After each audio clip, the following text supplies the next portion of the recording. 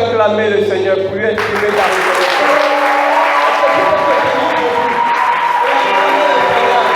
Est-ce que tu peux ouvrir la bouche et bénir le nom? Celui-là qui t'a créé, qui t'a choisi, afin de faire de toi une bénédiction pour ta génération. Waouh! Je sens ta présence dans ce lieu. Je sens ta grâce parmi nous. Oh Seigneur, merci pour ton esprit qui prend le contrôle maintenant. On peut s'asseoir. Merci pour ta grâce en ce lieu, pour le privilège et l'honneur que tu me fais de venir parler de toi, de m'adresser, Seigneur, à ton peuple et aussi à mes frères, les jeunes de l'église Foursquare, Nyongo Révélation. Oh, merci, merci. Tu me fais du bien ce matin.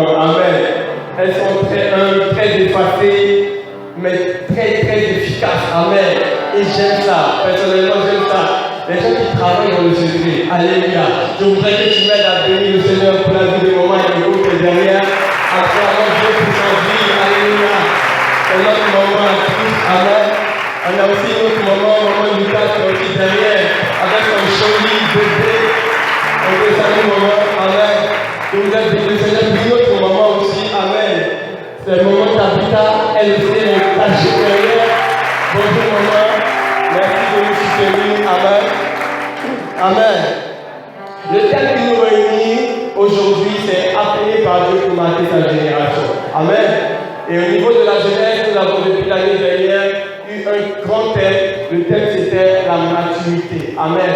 Et l'année dernière, nous avons traité de plusieurs aspects de la maturité. Amen. Et pour cette année, Dieu nous a encore mis à cœur de travailler sur la maturité. Mais précisément pour cette semaine spirituelle, notre thème a changé parce que nous sommes conscients que quand un fruit devient mûr, il n'est pas destiné seulement à être consommé, mais il est destiné aussi à être semé afin de pouvoir produire d'autres fruits. Tu n'as pas bien dit amen. Alléluia. Et c'est ce que le Seigneur a dit dans la parabole du semeur. Il a parlé de cela, du semeur qui est sorti pour semer. Il y a la semence qui est tombée dans des endroits qui ne peuvent pas porter, mais il y a une semence qui est tombée dans la bonne terre. Je prie au nom de Jésus-Christ que le grain que Dieu a mis dans ta vie, la grâce que Dieu a mis dans ta vie, fera en sorte qu'elle puisse produire de nombreux fruits au nom de Jésus. Alléluia. Et donc, dans le sens de la productivité, nous avons donc choisi le thème sous l'inspiration du Seigneur, appelé par Dieu pour marquer ta génération. Amen. Nous voulons être productifs, certes. Nous voulons être matures, certes. Mais nous ne voulons pas rester statiques. Amen. Après les enseignements que nous recevons chaque jour, chaque dimanche, chaque soir de nos pasteurs, nous ne devons pas nous asseoir sur nos enseignements, mais nous devons faire en sorte que ces enseignements puissent porter du fruit. Amen. Et le fruit que nous voulons porter, nous voulons que ce fruit-là soit un fruit qui soit une bénédiction pour notre famille, pour notre nation, pour notre continent et même pour le monde entier. Tu n'as pas bien dit amen. Alléluia. Et c'est un peu de cela que nous allons parler en ce matin. Appelé par Dieu pour marquer ta génération. Est-ce que quelqu'un veut marquer ta génération? Lève ta main s'il te plaît. Alléluia. Si tu veux marquer ta génération, c'est que c'est pour toi que je suis venu en ce matin. Alléluia. Nous allons prendre la parole de Dieu dans le livre de Romains, chapitre 8, au verset 29 à 30. Aujourd'hui, nous allons beaucoup lire la parole de Dieu. Amen. Et quelqu'un va préparer 1 Timothée, chapitre 4, verset 11 à 13. Mais il va le garder bien au chaud pour moi. Amen. Romains, chapitre 29, verset chapitre 8, pardon, verset 29 à 30. Amen.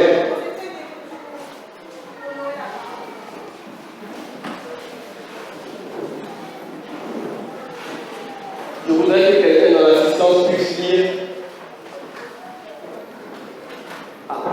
Je vois quelques jeunes qui n'ont pas leur Bible. Je vois des jeunes qui ont leur portable. Amen. C'est bien, tu as pris dans ton téléphone, mais il faut avoir ta Bible. Alléluia.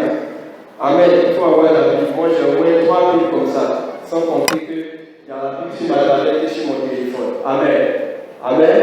Parce que quand tu as ta Bible dans ton téléphone, pendant que tu dois répondre, on t'envoie un SMS. Pendant que tu es en train de méditer, on t'envoie un SMS. Tu fais comment? On t'envoie un message sur WhatsApp. Tu fais comment? Tu as la tentation de la distraction. Amen. Romains chapitre 8, verset 29. Quelqu'un peut nous aider dans la lecture? Romains 8, le verset 29. Car ceux qu'il a connus d'avance, il les a aussi prédestinés. À être semblable à l'image de son Fils. Afin que son Fils le premier entre les plusieurs frères. En plusieurs frères. 29 à 30. Continue. Et ceux qu'il a prédestinés, il les a aussi appelés. Alléluia. Ceux qu'il a appelés, il les a aussi justifiés. Ceux qu'il a justifiés, il les a aussi glorifiés. Amen. On peut s'asseoir. Amen. Quelqu'un va me préparer le passage de Actes chapitre 9. Alléluia. Donc le Seigneur nous parle du plan de Dieu pour chacun de nous. La Bible dit ceux qu'il a connus d'avance, il les a aussi quoi? Ah, tu n'as pas suivi. Il est aussi prédestiné. Alléluia. Avant que nous puissions naître, nous puissions connaître le Seigneur, la Bible déclare que Dieu avait déjà un plan pour nous. Il avait déjà préparé notre destinée. Alléluia. Il avait déjà préparé ce que nous serons et dans quoi, dans quel appel, dans quelle dimension est-ce que nous allons travailler pour lui et au travers de lui. Alléluia. Et ensuite, ceux qui l'ont prédestiné, il est dans quoi? Il les a appelés. Alléluia. Donc après que Dieu ait eu un plan pour nous, Dieu ne s'arrête pas là. Dieu décide donc de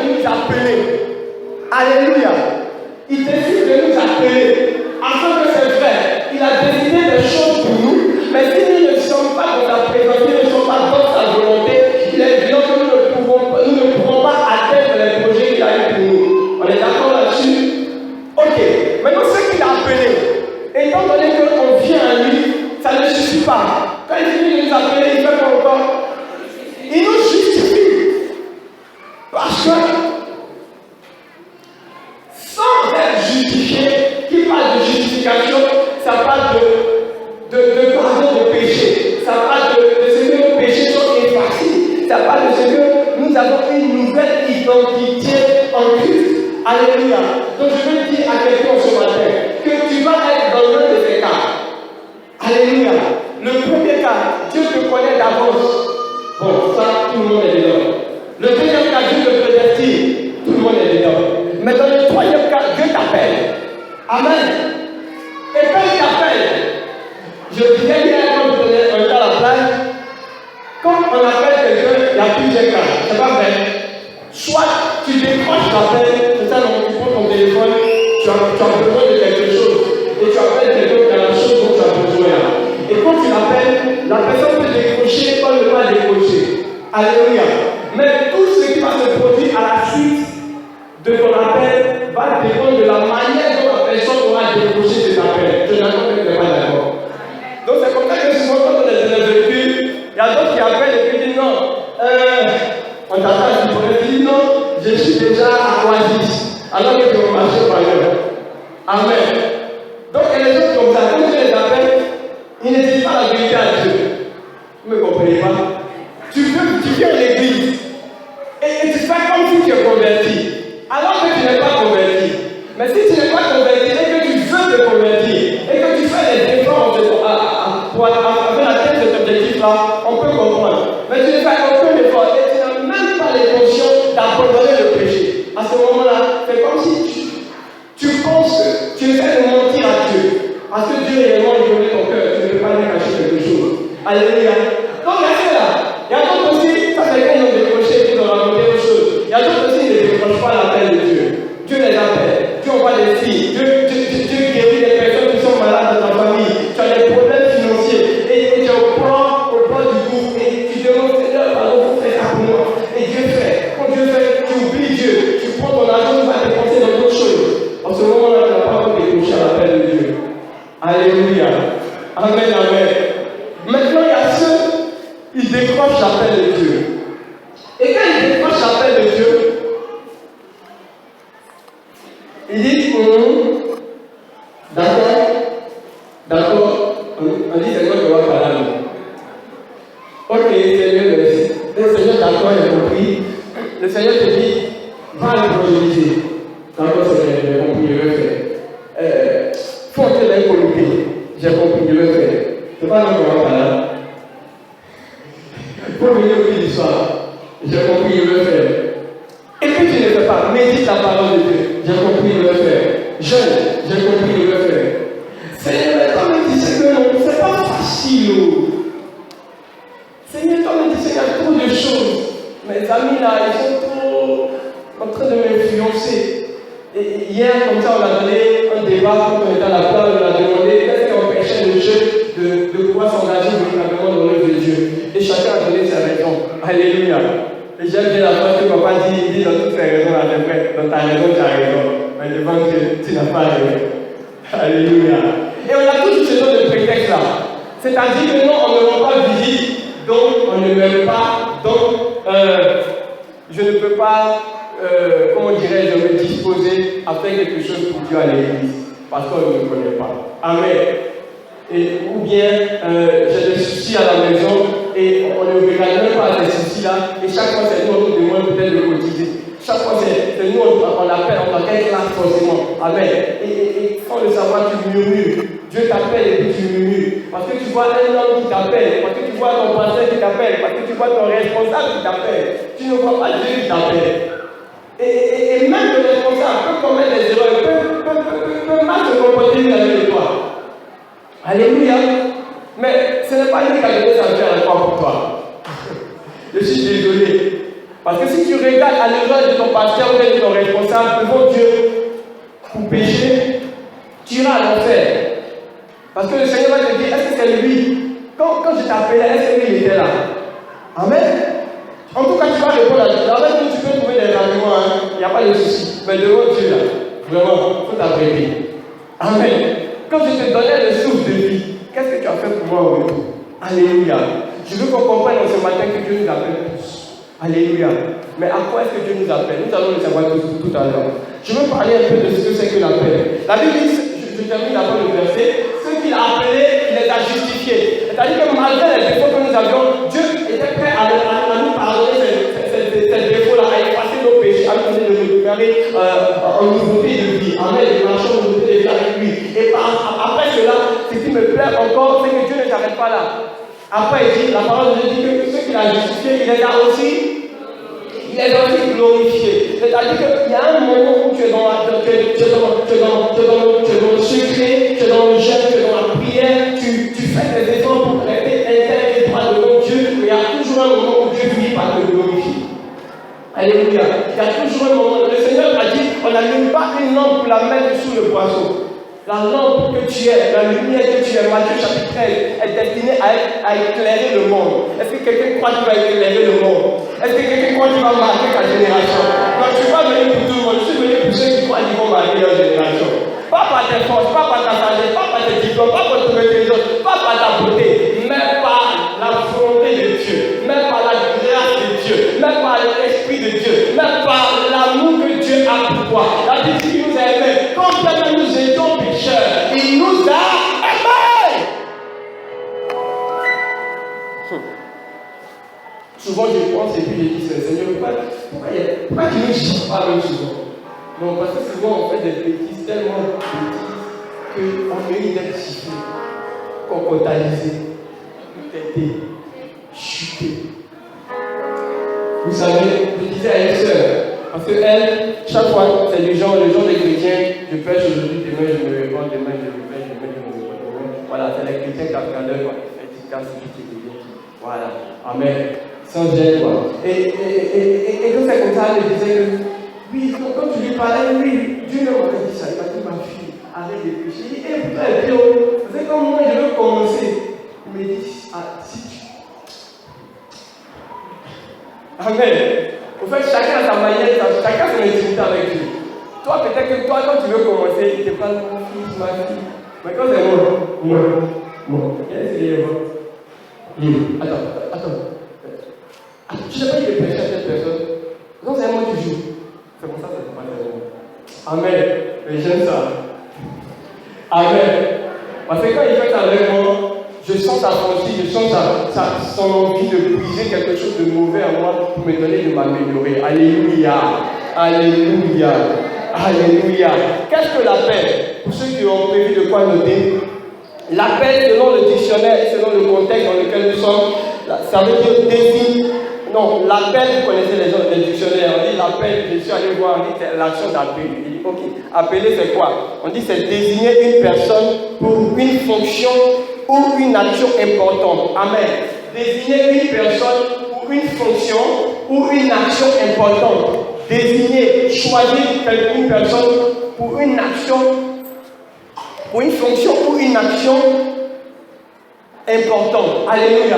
Et je veux attirer l'attention sur tout un chacun de nous parce que généralement, comme dans l'église, on parle d'appel, on ne se sent pas concerné. Les chrétiens ordinaires ne se sont pas concernés parce que quand il y a un appel, c'est appel au ministère pastoral. Donc c'est dit que ça, c'est pour les appelés. Ceux qui doivent, c'est parce qu'ils sont appelés. Ils sont toujours disposés à travailler pour Dieu. Non, l'appel de Dieu n'est pas réservé qu'aux pasteurs, mais à ceux qui doivent devenir pasteurs. L'appel de Dieu est pour tous ses enfants. Amen. Nous sommes destinés à être une solution, à apporter quelque chose qui n'existe pas encore dans le monde. Alléluia. Nous sommes destinés à répondre à un besoin. Vous voyez, dans le domaine des affaires, les hommes d'affaires vont se sentir à l'aise, ils vont commencer à parler de ça. Amen. Dans le domaine des affaires, vous voyez, même quand le gouvernement veut réaliser de grands projets, construire des routes, des écoles, etc., des hôpitaux, ils font ce qu'on appelle un appel d'offres. C'est-à-dire, ils demandent à tous ceux qui ont la compétence, les moyens, les moyens, on va dire, financiers, techniques surtout, pour pouvoir réaliser ces infrastructures-là. Donc l'État veut réaliser quelque chose, mais l'État n'a pas tous les moyens qu'il faut. Donc ils font ce qu'on appelle un appel d'offres. Et quand ils font un appel d'offres, les personnes qui sont intéressées viennent présenter leur dossier, comment est-ce qu'ils conçoivent la réalisation du projet de l'État. Et après cela, l'État fait un choix. Et ce sont ces personnes qui ont choisi qui vont réaliser le projet et qui vont bénéficier de l'argent. Amen. Amen. Et donc c'est un peu comme ça. Donc Dieu nous appelle à faire quelque chose. Et quand je disais que l'appel n'est pas seulement pour le ministère pastoral, c'est parce qu'il y a plusieurs types d'appels. Et aujourd'hui, je voudrais aussi continuer en te présentant 3 types d'appels. Amen. Le premier appel, c'est l'appel à la conversion. Alléluia. Le premier type d'appel, c'est l'appel à la conversion. L'appel pour donner ta vie au Seigneur. Amen. Alléluia. C'est après avoir répondu à cet appel-là que Dieu maintenant te justifie. Alléluia. Alléluia. J'espère que si tu es assis en ce lieu, tu as donné ta vie à Jésus. Et si ce n'est pas le cas, je veux t'inviter à répondre au premier appel que Dieu te lance. Parce que c'est la première étape. Si tu n'as pas répondu à cet appel, tu ne peux pas bénéficier des grâces qui sont dans les autres appels. Alléluia. Le deuxième type d'appel, c'est l'appel au service de Dieu. Amen. Quand je dis l'appel au service de Dieu, ça veut dire un appel à réaliser une tâche dans la maison de Dieu. Amen. Vous pouvez le voir pour ceux qui sont dans 2 Chroniques, chapitre 8, verset 14. Alléluia. On parle même, là-bas encore, il y a des thèmes qui sont plus spécifiques. On parle de la fonction de l'office et du sacrificateur. On parle de la charge, de la mission, du service avec le sacrificateur. Donc, pour dire que l'appel de Dieu, après l'étape de la conversion, elle est censée nous mener à une autre étape. C'est l'étape de faire quelque chose dans la maison de Dieu. Faire quelque chose pour Dieu dans sa maison. Alléluia. Et selon que notre église est constituée, on a des départements, on a des comités. Alléluia. Et donc, tu es appelé en tant que chrétien à intégrer un comité, un département. Je vous ai dit de manière systématique. Si tu reconnais que tu es appelé de Dieu et que tu as donné ta vie au Seigneur, il faut que tu fasses donc le choix de passer au deuxième niveau. Alléluia. La Bible déclare qu'il y a un salaire. Il y a un salaire pour ceux-là qui se disposent à travailler pour lui. Alléluia. Je vous donne l'exemple de l'État qui fait un appel. Et ceux qui répondent à l'appel, après avoir réalisé la mission qui leur a été confiée, l'État leur donne l'argent. Si c'est 1 million, si c'est. Pardon, excusez-moi, je donne pour les petits chiffres. Si c'est 12 milliards, si c'est 15 milliards, Dieu leur donne le financement nécessaire pour pouvoir combler un peu le déficit qu'ils ont eu à accuser, tout ce qu'ils ont pris comme prêt pour pouvoir réaliser ce projet-là. Alléluia. Alléluia. Pareil pour Dieu, quand il t'appelle à faire quelque chose, tu as un appel. Je veux dire à quelqu'un que tu as un appel. Tu as un appel, tu as une grâce en toi. Et tant que tu ne vas pas décider de te lever pour aller manifester ce à quoi Dieu t'a appelé, tu ne pourras pas être véritablement heureux sur cette terre. Alléluia. Les Japonais ont un précepte. Ils ont une manière de voir la vie. Amen. Les Japonais, ils ont un concept qu'ils ont appelé Ikigai.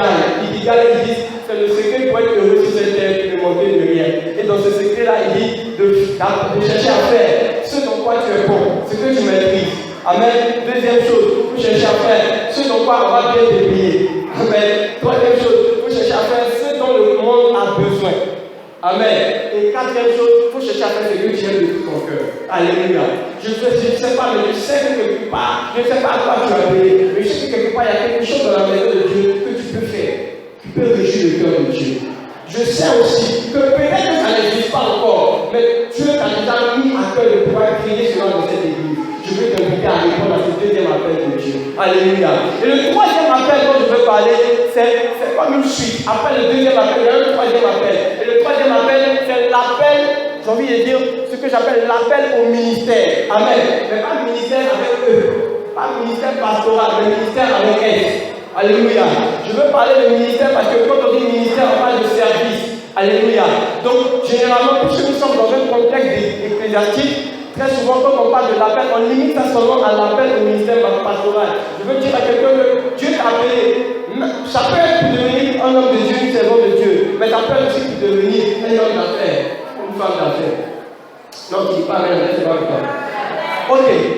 Donc, il y a l'appel au ministère. Il y a des personnes comme ça, vous saurez qu'ils ont un appel particulier pour aider les veuves et les orphelins. Vous savez qu'ils ont un appel particulier pour aider les prisonniers. Vous savez qu'ils ont un appel particulier des personnes. Excusez-moi. elles ont un appel particulier pour soutenir l'œuvre de Dieu, pour financer l'évangélisation. Et notre papa était là le dimanche dernier, il a parlé aussi de ça. Il y a des personnes qui ont un appel particulier pour visiter les veuves et les orphelins, pour aider des hommes de Dieu, etc. Amen. Moi j'ai découvert plusieurs appels, et parmi les appels auxquels j'ai répondu, amen, favorablement, parce que ce n'est pas des décrochés, il faut répondre favorablement. Alléluia. C'est une grâce que Dieu m'a faite de pouvoir m'investir dans l'école ivoirienne. Amen. Ça, c'est un appel. Et généralement, les signes qui te donnent de comprendre que c'est ton appel, c'est que tu fais ça avec amour. Tu ne sens pas le temps passer, tu ne sens pas que tu es en train de penser, tu ne sens pas que tu es fatigué, tu ne sens pas que. Franchement, tu te sens à l'aise. Les autres dehors peuvent te voir. Mais ceux-là, ils se fatiguent. Mais qu'est-ce qu'ils gagnent de tout ce qu'ils font? Toi, tu ne cherches pas à gagner quelque chose. Tu fais ça parce que tu te sens à l'aise. Tu aimes la chose. Et comme Dieu a commencé à me parler par rapport à ça, je me suis levé et j'ai dit, ok Seigneur, on va commencer quelque chose. Et je me suis levé, j'étais dans mon école, j'ai décidé de créer une cellule de prière. Je dis non, après ça ne va pas s'arrêter là, il faut qu'on crée une cellule de prière, il faut qu'on crée une association de cellules de prière au niveau de la commune du plateau quand j'étais étudiant. Et on a créé cela. Après cela, j'ai dit non, on ne va pas s'arrêter au plateau, il faut qu'on passe à Abidjan. Après on a commencé à nous étendre au niveau de l'Abidjan. Aujourd'hui, je vous parle, Dieu m'a fait la grâce d'être à la tête d'un des plus puissants, d'un des plus l'une des organisations les plus représentées, les mieux représentées dans toutes les communes d'Abidjan. Amen. Pour pouvoir contribuer à sauver l'école ivoirienne. Comment? En annonçant l'évangile dans les écoles. Et chaque année, nous entraînons, nous allons aider des cellules de prière dans les écoles à réaliser des programmes d'évangélisation. Et par la suite de cela, je constate à dire, Seigneur, c'est bon, mais je constate que les gens combattent le Seigneur, les chrétiens qui sont là-bas, ils peuvent accepter le Seigneur, mais ils ont encore des difficultés au niveau des études. Seigneur, fais-moi grâce à ce niveau-là. Et c'est pour ça que j'ai prié, que Dieu m'inspire des choses. Et c'est pour ça que vous avez appris par la suite que j'ai pu écrire des livres par rapport à ça. Sans le savoir, vous savez, souvent, l'appel de Dieu, le fait de répondre à l'appel de Dieu, c'est tellement intéressant. Au fait, quand il décroche le premier appel, ça veut dire que j'ai en train de lui dire que je suis disposé à décrocher le deuxième appel. En tant que derrière chaque appel, il y a une grâce. Je donnais l'exemple hier. Quand tu as une maman, ou bien un papa, ou bien un tonton dans le quartier, il y a un petit palice, quand tu as besoin de quelque chose, tu envoies quelqu'un. Tu l'appelles, il vient. Et quand tu l'envoies, soit il fait. Il ne veut pas partir. Amen. Donc, ça te fait mal. Ça te fait mal. Mais par contre, quand il y a un petit dans le quartier, chaque fois que tu veux l'appeler, tu lui donnes rien, même pas de l'argent, mais il court, il va, tonton tiens. Souvent il y a des petits aussi, quand ils vont goûter, ils te donnent ce que tu as acheté, et la monnaie là, il va attendre que tu dises au point. Donc pour te donner la monnaie là. Amen. Ça c'est ceux qui décrochent à l'appel de Dieu, mais ils s'attendent à ce qu'après avoir fait la volonté de Dieu, automatiquement ils voient une bénédiction. C'est-à-dire que tu as fait pour une intérêt au fait. Tu n'as pas fait parce que tu aimes vraiment le Seigneur. Tu n'as pas fait parce que tu as à cœur de pouvoir répondre à un besoin du Seigneur. Donc je veux dire à quelqu'un que quand Dieu t'appelle, c'est parce qu'il a un besoin. Si tu ne décroches pas à ton appel, comment est-ce que pourquoi tu auras un besoin et que tu vas l'appeler, tu vas décrocher aussi. Non, je ne sais pas si tu m'as compris. Quelqu'un t'appelle, il a besoin de quelque chose. Chaque fois qu'il t'appelle, ne te décroche jamais. Ok. Le jour maintenant tu es sérieux, tu te rends compte que pour cette situation, c'est lui seul qui peut. La honte va te prendre. Tu as l'appelé, non? Il peut ne pas décrocher aussi. Qui va appeler dans cette histoire? Et je suis sûr qu'entre toi et Dieu, celui qui a le plus appelé, c'est toi. Ça, c'est mon mari. Peut-être que tu penses que c'est pas ça, mais c'est vrai. Alléluia. Donc, je disais qu'il y a plusieurs types d'appels.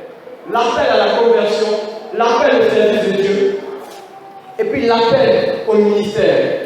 Amen. L'appel au ministère. Ça, c'est réservé pour ceux qui ont déjà accepté de s'investir dans le service. Et à force de s'investir dans le premier service, Dieu te fait passer à un autre niveau. C'est d'aller dans un ministère spécialisé où dans ce domaine-là, tu es pointu. Vous savez, sur la terre, quand tu es généraliste, tu peux avoir l'argent. Mais quand plus tu te spécialises, plus tu es rare. Et plus tu es rare, plus tu coûtes cher. Donc si tu es fidèle dans le deuxième appel, Dieu va te préparer à entrer dans un ministère glorieux. Et dans ce troisième appel, c'est-à-dire que par exemple, tu te disposes au niveau de l'église de Dieu à créer des choses, à semer, à développer des choses. Dieu va voir en toi certainement une grâce. Peut-être que tu seras passé, je ne sais pas où, non, mais Dieu va voir certainement en toi une grâce de pouvoir développer des choses dans le monde. Alléluia. J'ai des coutumes de dire que je ne suis pas sûr que Dieu veut nous bénir pour que, étant arrivé à un certain niveau, nous puissions baisser son visage par terre. Non, Seigneur, je veux être élevé, je veux manger la meilleure production du pays, je veux être ministre, je veux être directeur. Mais tu ne te formes pas, tu ne cherches pas à avoir la connaissance. Est-ce que tu es sûr qu'après d'être béni dans un tel poste, ton rendement sera réel, tes fruits seront des fruits qui vont bénir ta société. Alléluia. Donc, je disais qu'il y a plusieurs types d'appels. J'avance un peu parce qu'il y a beaucoup de choses à dire. Il y a 3 types d'appels. Mais il y a aussi 3 niveaux d'appels. Alléluia. Il y a 3 niveaux d'appels. Vous savez, il y a ceux qui sont appelés pour impacter leurs choses. Il y a ceux qui sont appelés pour impacter leur maison. Il y a ceux qui sont appelés pour impacter leur quartier. Il y a ceux qui sont appelés pour impacter leur ville, pour impacter leur vie. Il y a ceux qui sont appelés pour impacter leur région. Il y a ceux aussi qui sont appelés pour impacter une nation. Il y a ceux aussi qui sont appelés pour impacter un continent. Il y a ceux aussi qui sont appelés pour impacter le monde entier. On appelle, chacun a son appel. Mais dans ton appel, il y a aussi le niveau. Alléluia. Et ce qui me plaît dans le niveau, c'est que Dieu ne met pas de restrictions. Dieu ne t'empêche pas de pouvoir évoluer. Dieu ne t'empêche pas d'être une bénédiction pour un grand nombre de personnes. Mais tout dépend seulement de toi. Qu'est-ce que tu es prêt à faire comme sacrifice? Est-ce que tu es fidèle dans les petites choses afin que Dieu puisse t'accorder les grandes choses? Alléluia. Acte chapitre 1 au verset 8. Et vous recevrez une puissance. Le Saint-Esprit survenant sur vous et vous serez mes témoins. Où? Généralement aussi on s'arrête là. Non. La suite est aussi très importante. Il dit vous serez mes témoins à Jérusalem. C'est au niveau local des gens. Et après Jérusalem, il dit après Jérusalem, vous allez être mes témoins en Judée. Il dit que tu vas monter le niveau. Après la Judée, vous serez mes témoins en Samarie. Alléluia. Je ne sais pas si il y a sauté, mais je crois que c'est ça. Après la Samarie, il dit jusqu'aux extrémités de la terre. Alléluia. Et quand vous prenez la carte, quand j'ai pris la carte, j'ai vu que c'était des niveaux très différents. Tu ne peux pas atteindre la Samarie si tu n'as pas atteint la Judée. Tu ne peux pas dépasser la Judée si tu n'as pas atteint Jérusalem. Alléluia. Et ce qui est bien, c'est que Dieu nous a dit de monter à tous ces niveaux-là. Il te demande d'abord pour te dire que c'est possible. Amen. Au fait, la Judée, c'est dans le territoire de Jérusalem. Là. Amen. Et après ça, il y a la Samarie qui est dans un autre endroit. Souvenez-vous que dans l'Ancien Testament, le royaume d'Israël a été divisé en 2. Et la Judée était un peu comme le royaume de Juda. Et la Samarie était un peu comme le royaume d'Israël. Alléluia. C'est pourquoi il y avait ces 2 royaumes-là à un moment ne s'entendaient pas beaucoup. Amen. C'est pourquoi quand le Seigneur Jésus est allé en Samarie, il a croisé en Jean chapitre 4, il a croisé la Samaritaine. Et la Samaritaine a dit que normalement il y a, je paraphrase, excusez-moi pour ne pas perdre un peu de temps. Normalement, toi et moi, tu es juif, moi je suis samaritain. Normalement, tu ne dois pas avoir de rapport entre toi et moi. Mais toi, tu veux me parler. Mais Jésus voulait briser déjà la barrière pour dire à partir de ce instant, moi je suis venu, pas seulement pour bénir les gens de Jérusalem, mais je suis venu pour étendre l'influence au nom de Jésus. Je déclare que la grâce sera sur ta vie. Ne va pas bénir seulement les gens de ta famille, mais ça va s'étendre au nom de Jésus. Alléluia. Alléluia. Donc, il disait qu'il y a plusieurs niveaux d'appel. Amen. Mais pourquoi Dieu nous appelle? Dieu nous appelle parce que il veut nous utiliser afin de mieux répondre son royaume. Alléluia. Amen. Bon, si moi j'étais Dieu, ça ne va pas être compliqué. Ok. Qui veut m'accepter? Vous Vous ne pouvez pas accepter, d'accord, allez-y à l'enfer. Et puis bon, les autres, allez au paradis. Après, elle va finir. Tout ce qui est, je vais venir parler à la sœur. Elle va me dire, Seigneur, elle fait. Et puis elle ne fait pas. Tout ça, c'est pas trop long ça. Ok, qui est prêt à faire ma volonté? C'est vous? Ok, d'accord, allons-y. Vous là, vous mettez quoi? Bien l'idée. Allez-y aussi. Affaire finie. Amen.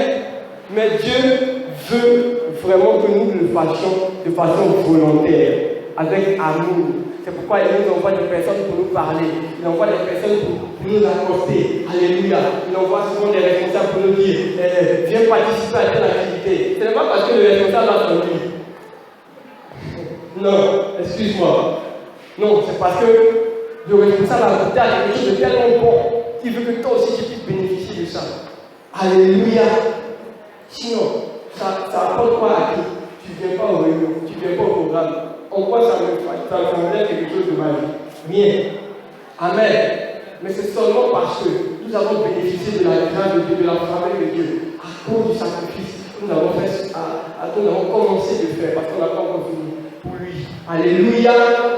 Alléluia. Donc, vous voyez, même dans les gouvernements, le président, ce n'est pas lui qui va faire toutes choses. Il délègue toujours son pouvoir au préfet, au sous-préfet, au maire, aux députés, etc. Je me souviens la première fois que j'allais à l'hôtel d'Ivoire, j'étais allé accompagner mon papa.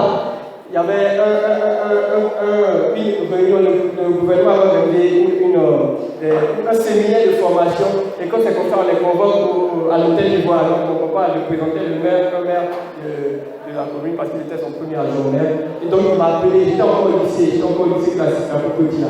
Il m'a appelé, il dit tiens, je suis là, il dit viens. Quand je suis arrivé là-bas, je suis monté dans la chambre. Il dit tu vois ça? Il dit voilà, tu viens faire quoi ici? Il dit non, c'est comme ça, que parce que l'État ne peut pas faire. Il m'expliquait au fait ce qu'on appelle la décentralisation, la déconcentration. Amen. Dans ce temps, on parlait beaucoup de ces termes-là. Il dit parce que l'État ne peut pas faire toutes choses, ils sont obligés de déléguer leur pouvoir à certains élus pour pouvoir réaliser des travaux dans leur localité. Alléluia. J'étais là, j'étais content. Il dit ça, le petit déjeuner, ça peut coûter combien ici? Il dit non, il me dit 10 000 fois. Il dit quoi? Déjeuner? Il dit oui, mais on n'est plus en charge. C'est l'État qui nous prend en charge. On ne pense rien. Donc tout le temps que nous avons parlé, c'était pas que Dieu va te prendre en charge au nom de Jésus. Tu n'as pas bien dit amen. C'est quand tu vas répondre à l'appel de Dieu, Dieu va te prendre en charge au nom de Jésus. Et vous savez ce qu'il a dit? Il dit, je te fais voir ces choses parce que je veux que tu atteignes aussi ce niveau-là. Je veux que ça soit aussi aisé pour toi. La manière dont j'ai souffert pour arriver à ce stade, je veux que toi, tu puisses déjà comprendre. C'est parce que je n'ai pas compris des choses que j'ai perdu du temps. Je veux que toi, tu puisses comprendre ce que je n'ai pas compris. Et comprendre aussi ce que j'ai compris. Afin de pouvoir faire tout ce que j'ai fait. Est-ce qu'il y a quelqu'un comme ça qui veut que son enfant soit pareil, qui veut que son enfant aille aussi loin qu'il est déjà allé? Je déclare que ça sera le cas pour toi au nom de Jésus. Je déclare que ça sera le cas pour toi au nom de Jésus. Mais je veux te dire que si c'est le cas pour toi, imagine à plus forte raison Dieu. Imagine à plus forte raison combien de fois Dieu veut que tu ailles aussi loin que les prophètes même de l'Ancien Testament ne sont pas arrivés. Amen. Amen. Les gens ont fait de grandes choses. On a parlé d'Élie, on a parlé de Moïse, on a parlé de Samson. Ils ont fait des choses. Ils ont parlé de Saïd, ils ont fait de grandes choses. Et je les respecte pour cela. Parce que quand je n'ai pas encore achevé la couche, je ne peux pas me demander que je vais arriver à ce moment, ils doivent abandonner la main de Dieu. Je respecte ce qu'ils ont fait déjà. Mais je ne peux pas commettre de règles pour commis au nom de Jésus. Alléluia. Alléluia. Et vous voyez, donc c'est pourquoi la Bible dit que depuis le temps, avant ce passage, la Bible dit de tous les prophètes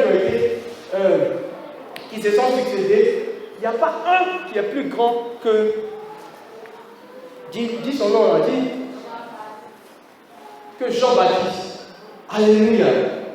Mais le plus petit dans le royaume des cieux, il est plus grand que Jean-Baptiste. Alléluia. Ça veut dire combien de fois elle est grande l'espérance que Dieu a en nous. Dieu croit en toi, il croit en ton potentiel. Mais le problème est que toi, tu ne crois pas en ton potentiel. Pendant que Dieu libère les dons spirituels, les dons de prophétie, les dons de miracles, les dons de guérison, les dons d'incapacité, tu vois, tu ne connais même pas les dons spirituels. Comment tu vas pouvoir exprimer ça? Alléluia. Amen, amen. Pendant que Dieu a déposé tous ces dons-là, toi, tu as accepté le don des différences. Ça te plaît comme ça. Le don de la nonchalance. Le don de, quand tu es là, le don de rébellion. Toi, tu as créé ce don-là pour toi. Je veux te dire que tous ceux qui créent les dons que Dieu n'a pas créés, ils sont appelés à rejoindre Lucifer. Alléluia. Parce que lui, il avait été programmé à la louange et à l'adoration de Dieu. Mais il a préféré créer un autre ministère, le ministère de la rébellion. Et donc Dieu l'a choisi la précipité. Je ne veux pas que ça soit ton corps au nom de Jésus. Je veux que ça ne soit jamais ton corps au nom de Jésus. Alors, comment reconnaître son appel? Waouh, le temps est vraiment vite passé. Comment reconnaître son appel? Je l'ai dit tout à l'heure, pour reconnaître que Dieu t'a appelé, c'est vraiment simple. En fait, Dieu peut t'appeler en passant par quelqu'un d'autre qui va te révéler à quoi tu es appelé. En passant par quelqu'un d'autre aussi qui ne va pas forcément te dire Dieu m'a dit, mais va te dire aide-moi à venir faire ça. Et pendant que tu vas obéir au premier à l'appel de cette personne, tu vas te rendre compte que tu te trouves être à l'aise en faisant ça. Alléluia. Ça, c'est déjà un signe. Quand tu fais quelque chose, tu te sens à ta place. C'est un signe. Quand tu fais quelque chose, un autre signe que je peux te donner, mais quand tu fais aussi quelque chose, tu constates que grâce à cela, d'autres personnes vont bénir. Au travers de ce que tu fais, d'autres personnes vont bénir. Ça aussi, c'est un signe que tu as appelé à Dieu pour ça. Il y a d'autres aussi qui ont reçu l'appel avant même qu'ils le laissent. Et Dieu s'est révélé à eux très tôt. Vous connaissez un peu l'histoire de Jérémie. Jérémie, le Seigneur lui a dit, depuis que j'étais dans le sein de ta mère, je me connaissais, je t'avais déjà établi prophète des nations. Et je le disais ici une fois, il dit, quand Jérémie déjà me dit, je lui ai dit, non, c'est pas possible. Est-ce que vous savez que si vous doutez de l'appel de Dieu, ce n'est pas un problème aussi grand. Si vous doutez la première fois que vous l'appelez, ce n'est pas un problème. Parce que quand il a appelé Gédéon, Gédéon a dit qu'il est le plus petit. Quand il a appelé Moïse, Moïse a dit, non, Seigneur, il faut me montrer un signe d'abord. Il a vu le buisson alors, mais il dit non, je veux un signe. Donc Dieu m'a dit, ok, mets-toi là-bas. Donc Dieu est obligé de trouver des signes pour confirmer cet appel. Le problème que tu as, c'est que quand Dieu finit de te donner tous les signes possibles, c'est que tu refuses. Et quand tu refuses, la Bible dit que Dieu est capable de susciter des pierres. Donc je disais que si ceux-là même qui doivent hériter du salut, qui doivent hériter des dons spirituels, qui doivent hériter de la vraie grâce, ne répondent pas à l'appel, Dieu sera obligé de faire des choses avec d'autres personnes. Avant, je croyais que c'était forcément des gens qui étaient dans de mauvaises pratiques que Dieu utilisait dans les communautés où qui ne sont pas vraiment basées sur la parole de Dieu. Mais j'ai constaté, je peux me tromper, mais j'ai constaté que parmi eux, il y a des gens qui ont réellement de Dieu, mais qui n'ont pas la connaissance de toute la vérité. Et à cause de leur vérité, Dieu leur donne des dons, Dieu les utilise, parce qu'il a des âmes à sauver. Si toi tu ne veux pas te lever pour évangéliser, ceux qui veulent le faire, Dieu va leur donner des dons pour le faire. Mais je veux dire que si tu ne réponds pas à l'appel de Dieu, Dieu sera obligé de prendre des gens, tu vas les trouver bizarres, mais Dieu va travailler avec eux aussi.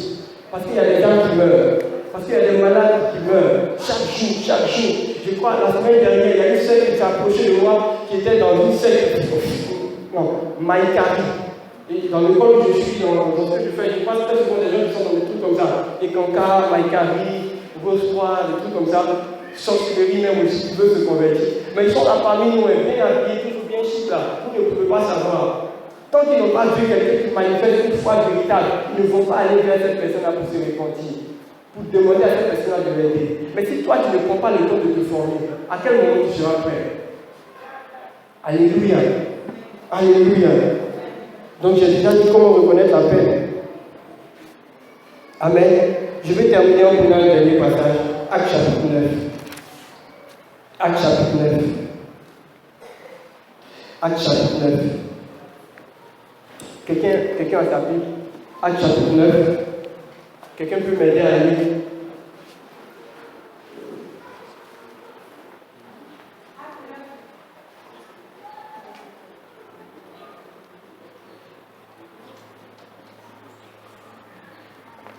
Acte chapitre 9. Il n'y a pas de micro. Hein? Verset, à partir du verset 1. Amen. Acte 9, verset 1. Cependant, Saul, respirant encore la menace et le meurtre du Seigneur, se rendit chez le souverain sacrificateur. Et lui demanda des lettres pour les synagogues de Damas, afin que, s'il suffisait des partisans de la nouvelle doctrine, hommes ou femmes, il les amena liés à Jérusalem. Amen. Amen. Ok.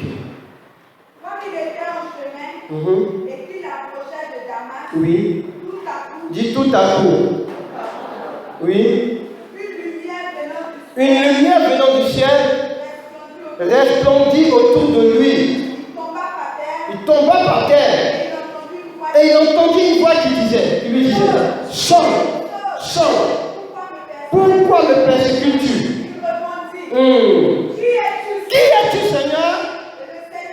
Oui. Je suis Jésus que tu persécutes. Amen. Je serai dur de m'échanger comme les aiguillons. Tremblant et saisi d'effroi. Oui, on va s'arrêter à ce verset-là. Seigneur, Oui. que veux-tu que je fasse? Que veux-tu que je fasse? Amen. Et le Seigneur lui dit, Oui. lève-toi, entre dans la ville, et on te dira ce que tu dois faire. Amen. Merci beaucoup. Alléluia. Je voulais prendre le passage de 1 Timothée chapitre 4 verset 12 qui dit que nous tous on connaît bien que personne ne méprise ta jeunesse mais sois un modèle. C'est ça non? En quoi? Normalement tu devrais avoir une tu veux comme ça. Sois un modèle en quoi? En parole, en justice, comme c'est le président qui a dit ça que c'est lui qui doit connaître ça. En foi, en charité. Alléluia.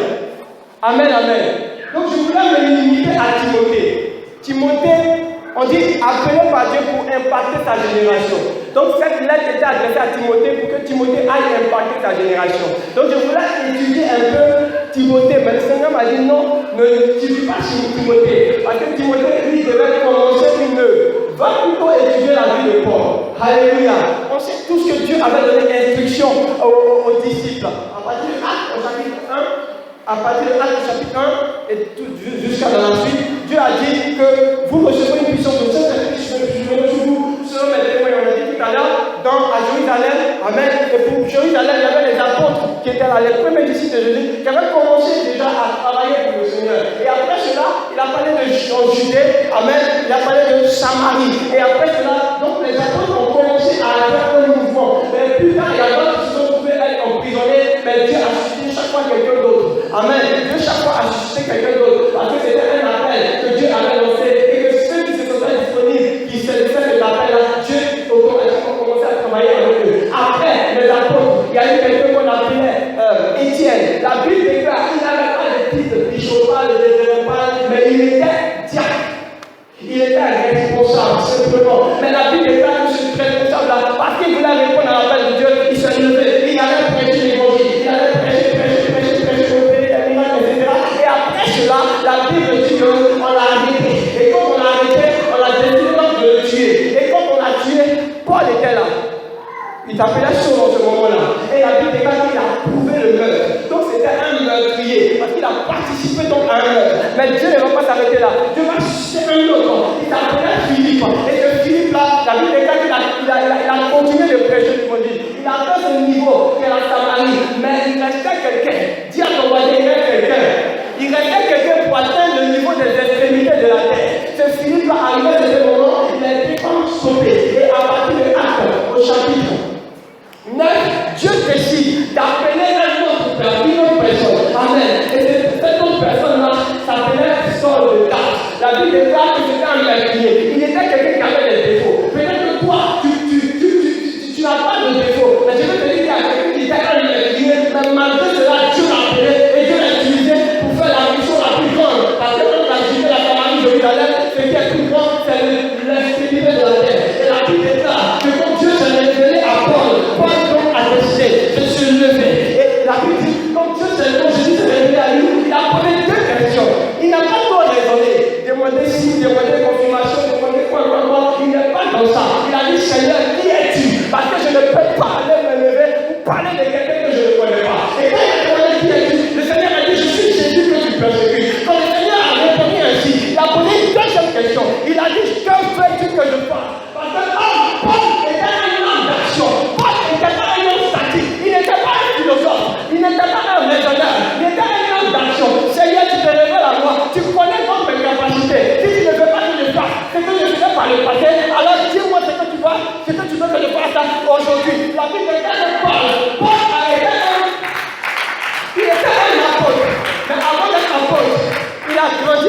un homme qu'on appelait Gamaliel. Gamaliel était un des maîtres d'une des plus grandes sectes des pharisiens. Vous savez que ceux qui ont persécuté Jésus, il y avait parmi ceux qui ont persécuté Jésus, il y avait les pharisiens. Et parmi les pharisiens, là, l'un des fondateurs, il a dit que certaines personnes disent que c'est sûrement le grand-père de Gamaliel qui était l'un des fondateurs. C'est pourquoi vous allez poursuivre un peu dans l'île des Arts, vous allez regarder certains moments où on voulait arrêter Pierre. Mais Gamaliel s'est levé. Il dit, à cause de la seule parole de Gamaliel, tous les sacrificateurs se sont arrêtés. Parce que Gamaliel a parlé.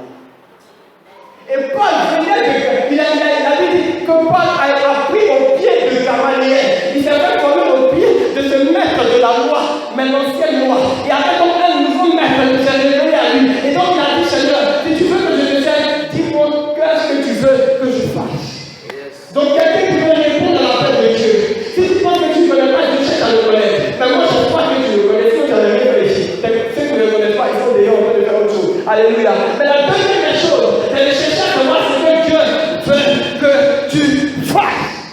À partir du moment où Dieu te dit ce qu'il veut que tu fasses, alors tu as décroché à ton appel, tu as écouté ton intuition. Il te reste qu'une seule chose, c'est d'aller au pays, c'est d'aller manifester le programme de Dieu en ayant conscience que quand on le voit, il va te donner tous les moyens qu'il faut. Alléluia, alléluia, alléluia. La Bible déclare que après, voilà. Donc il avait été appelé, mais pendant que Jésus s'est révélé à lui, il y avait beaucoup d'autres personnes à côté. Mais la deuxième personne a compris que c'était Dieu qui était en train de lui parler. Je vais dire à quelqu'un que les gens ne vont pas comprendre ton appel, mais toi-même tu vas savoir, tu seras peut-être le seul à comprendre ton appel. Mais je vais te dire que sois sûr, quelle que soit la complexité, quelle que soit la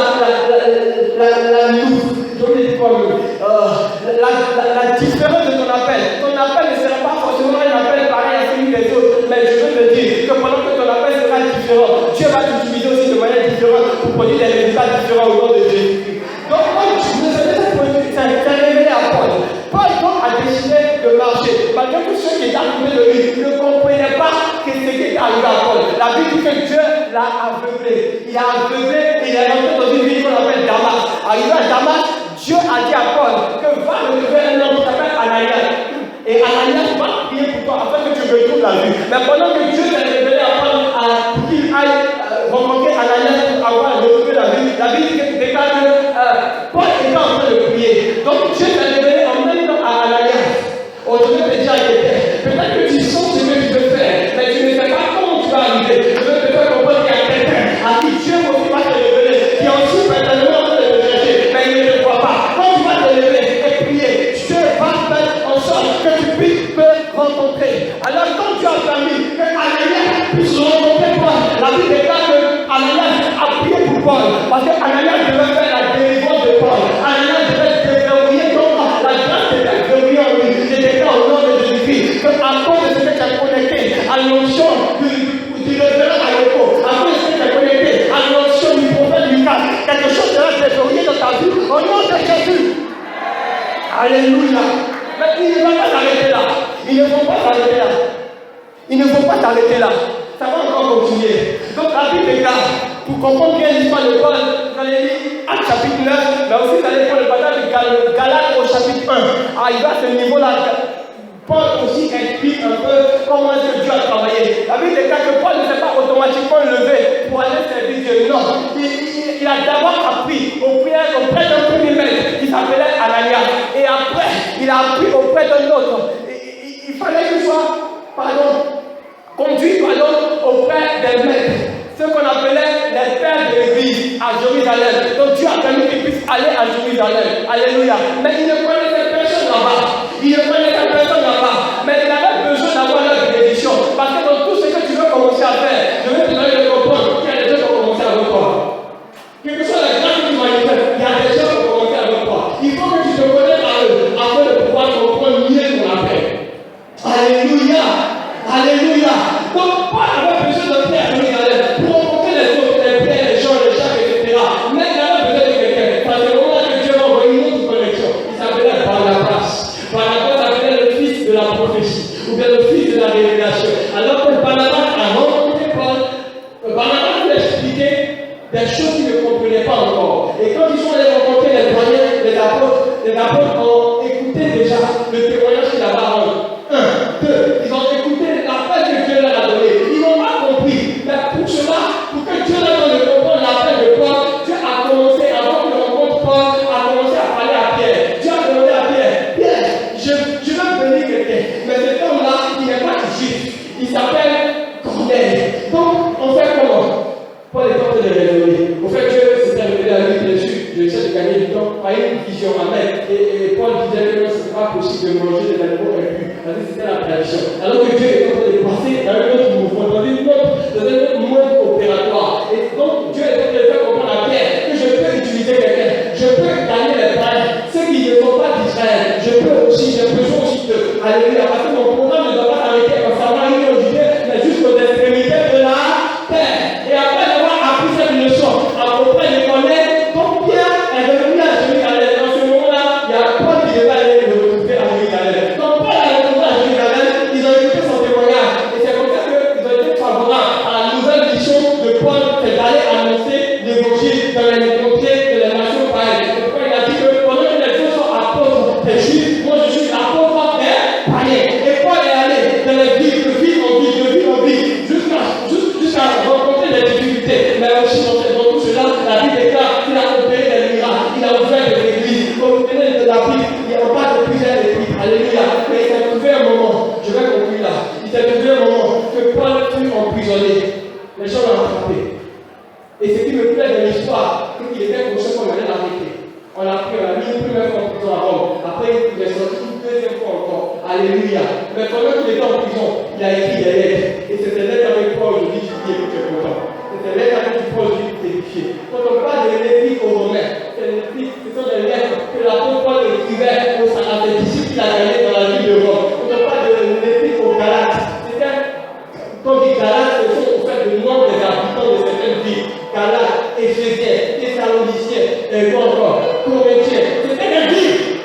Mais c'était des villes dans lesquelles Paul était déjà allé prêcher. Où il avait déjà gagné des chrétiens. Mais parce qu'il ne pouvait plus se déplacer, il était obligé d'écrire des lettres afin d'édifier la foi de ces personnes-là. Alléluia. Et après avoir écrit ces lettres aux différentes villes, il a décidé maintenant d'écrire une dernière lettre. Maintenant à ses enfants spirituels. Et parmi ces enfants spirituels, il y avait Timothée. Et après Timothée, il y en avait beaucoup. Mais c'était des enfants spirituels à qui Dieu voulait transmettre l'appel que lui a reçu. Il dit, j'ai combattu le bon combat. J'ai achevé la course. Mais pendant que le combat s'arrête là, toi tu ne dois pas t'arrêter là. Je veux te dire, pendant que les gens font les choses, toi tu ne dois pas t'arrêter là. C'est maintenant que ton tour commence. Toujours pas. C'est maintenant que ton tour commence.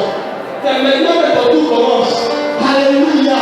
Et donc, il a écrit à Timothée plus que les autres. Parce que le livre de Timothée a plus de chapitres que Tite et Philémon. C'était des lettres spéciales. Dans les hommes de l'épître, il écrivait à des églises, il écrivait à des fidèles ordinaires. Mais l'épître de Timothée commence à adresser à des serviteurs de Dieu. C'est pourquoi il dit Timothée, fais beaucoup attention. Parce qu'il parle beaucoup de doctrine, des choses qu'il n'avait pas d'autre dans la Bible de parler dans le passé. C'est le message très puissant. Et Dieu a permis que ce soit disponible pour nous. Afin que quand nous lisons, nous n'avons pas seulement la vision d'avoir un appel de fidèles, un appel de membres, mais d'avoir un appel de serviteurs et de servants de Dieu.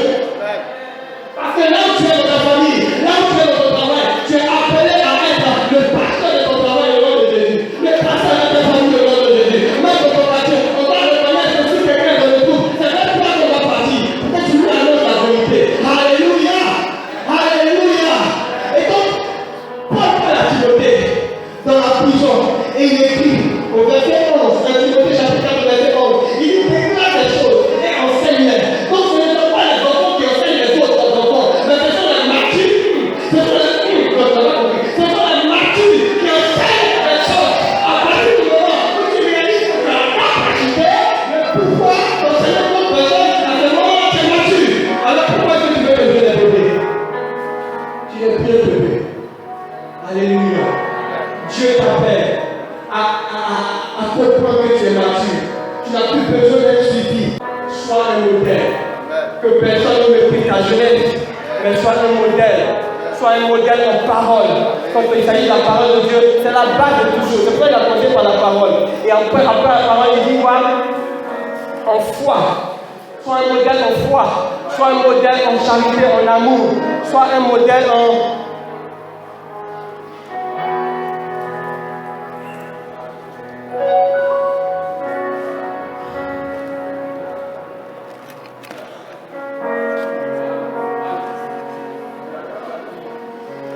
en pureté.